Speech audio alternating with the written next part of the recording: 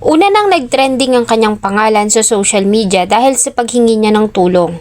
Nakaranas kasi ito ng matinding pananakit ng tiyan habang nagtatrabaho sa abroad. Sa tulong ng mga ahensya ng ating pamahalaan ay natulungan si Hana na makauwi sa ating bansa. Subalit makalipas lamang ang 2 linggo ay muli na namang naging laman ng social media ang kanyang pangalan. Sa pagkakataong ito, nakaligtas man sa sakit at paghihirap sa abroad, ay hindi nakaligtas si Hana sa 3 tama ng bala ng baril na tinamo nito sa kanyang katawan. Patay ang 25 anyos na babae matapos na pagbabarilin sa Purok Lili, Barangay Poblasyon, Matalam, Cotabato kahapon ng tanghali.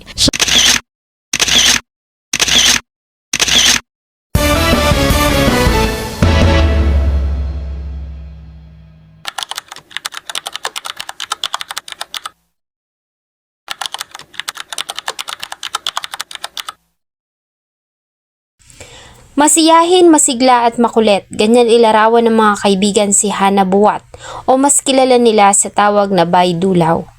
Ang pamilya ni Hana ay simple lamang na namumuhay sa Matalam, North Cotabato. Ang kanilang pamilya ay nabibilang sa mga kapatid nating mga Muslim na tahimik na naninirahan sa Matalam.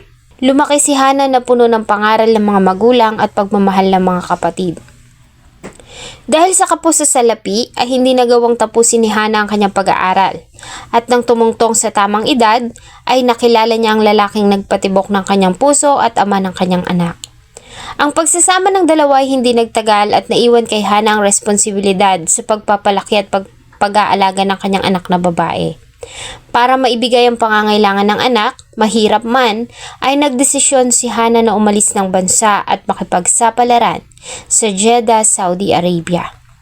Taong 2025 ay umalis si Hana at nagtungo ng Saudi, baon-baon ng magagandang pangarap para sa magandang kinabukasan nilang mag-ina. Pagdating sa abroad, maliban sa pangungulila sa anak ay isa pang pagsubok ang dumating sa buhay ni Hana. Habang nagtatrabaho kasi ay nagkasakit ito dahilan para humingi ito ng tulong at kalaunan ay agad din namang nakauwi ng Pilipinas. Sa kanyang pag-uwi sa North Cotabato ay inakala ni Hana na ligtas na siya at nakalayo na sa panganib, lingid sa kanyang kaalaman na naghihintay na kamatayan.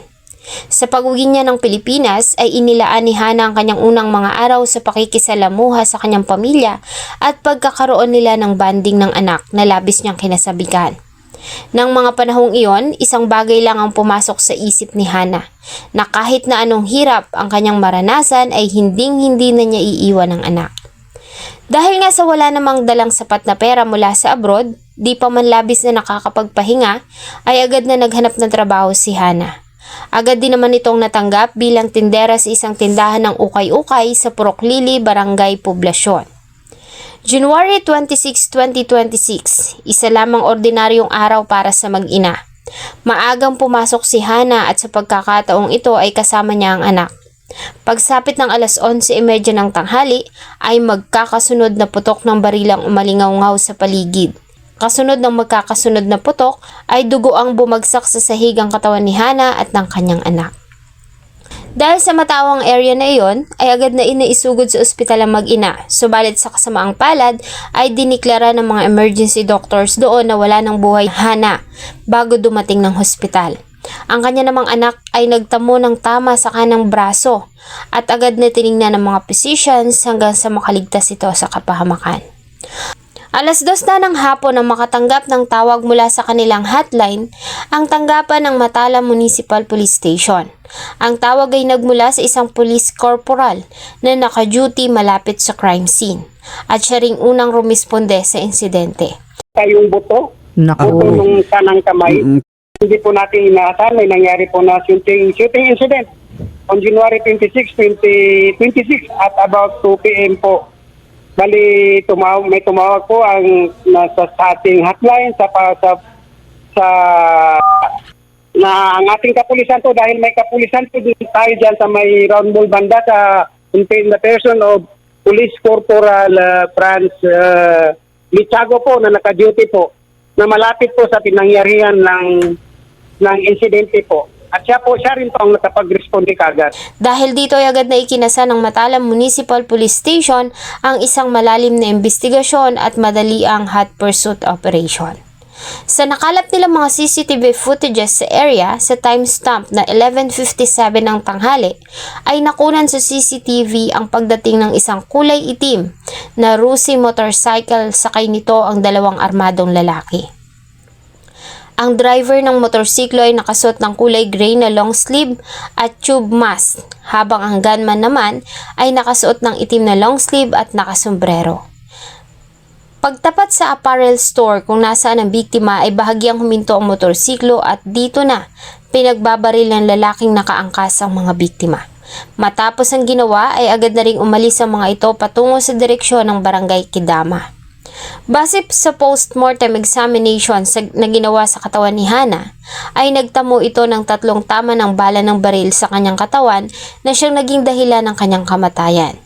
Noong una, inakala pa ng mga investigador na maaaring nagkaroon ng mistaken identity. Subalit nag-iba ang takbo ng investigasyon nang ma-recover ng mga investigador ang cellphone ng biktima at ilan pang mga kuha ng CCTV footages sa area. Sa ginawang backtracking ng mga pulis gamit ang mga CCTV footages, ay nagawa nilang masundan ang galaw ng mga suspect matapos ang ginawa nilang pamamaslang. Hanggang sa makunan nila ng malinaw na larawan ng isa sa mga ito. Ang itsura nito ay agad nilang nakilala dahil sa nakabilang ito sa kanilang rogue gallery. Ayon sa binigay na impormasyon ng PNP, ang isa sa mga suspect ay dati nang may record sa PNP. Bagamat sinabi nila sa publiko na tukoy na nila ang suspect na may kinalaman sa pamamaril at pagpatay kay Hana, ay tumanggi sila na magbigay ng iba pang impormasyon tungkol sa kaso. Bagamat pahapyaw naman nilang sinabi na ang motibo na kanilang tinitignan ay personal grudge. Lumalabas kasi na may nalaman silang impormasyon mula sa cellphone ng biktima na may nakaalitan nitong tao at nakumpirma din nila ito nang magawa nilang makausap ang isa sa mga kapatid ng biktima at kanyang mga kaibigan.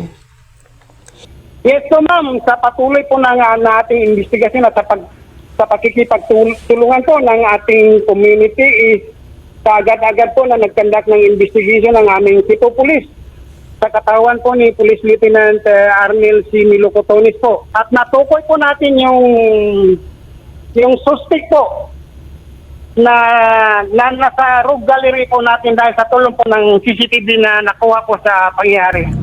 Sa niya po sa during the sa pag-shoot niya is nakaano po siya, pero sinundan po natin yung kung saan siya nag-exit kaya naka-extract po tayo ng malinaw na kasi nawala na po yung. Hindi umano kasi nagsasabi ng problema si Hana sa kanyang mga magulang. Tanging sa mga kaibigan niya lamang ito nagagawang ikwento. Ang nasabing problema ay naging malalim na palaisipan naman sa marami. Bagamat may mga report na lumalabas na ilang araw bago ang insidente, ay nakasagutan ni Hana ang bagong asawa ng kanyang dating mister o ang tinatawag nilang kaduwaya. Ayon sa ilang ulat, ay pinagsesilotsan nito si Hana na siyang sinasabi nilang ugat ng naganap na pagpatay. Bagamat ang impormasyon na ito naman ay hindi kinumpirma ng PNP. Ayon sa Matalam Municipal Police Station, sa kasalukuyan ay nasa 80% na sila ng ginagawang investigasyon. Ayon din sa kanila ay may mga hawak na silang ebidensya at nakikipag-ugnayan na rin sa pamilya ng biktima para masampahan na ng kaso ang mga suspect. Yes, identify po natin, batay po sa rogue gallery ng ating identify po natin yun. Batay po sa nakuha natin CCTV footage, identify po natin yun. At ang ginagawa na lang po namin is pakikipag-ugnayan po sa mga relatives nung victim po para masampahan po ng kaso. Bilang pagsunod sa kanilang tradisyon at paniniwala, ay agad na ring dinala sa kanyang huling himlayan ng katawan ni Hana. Mensahe ng pamilya sa mga suspect ay sumuko na ang mga ito at pagbayaran ng kanilang ginawa. Ayon pa sa kanila, sana sa bawat iyak ng naulilang anak ni Hana at sa bawat sigaw nito ng salitang mama ay marinig ito ng mga suspect para usigin sila ng kanilang konsensya. Maraming salamat po sa inyong patuloy na pagtangkilik ng atin pong mga videos. Huwag niyo pong kalimutang mag-iwan ng inyong saloobin at suggestion sa atin pong comment section. Thank you so much po and see you on my next video.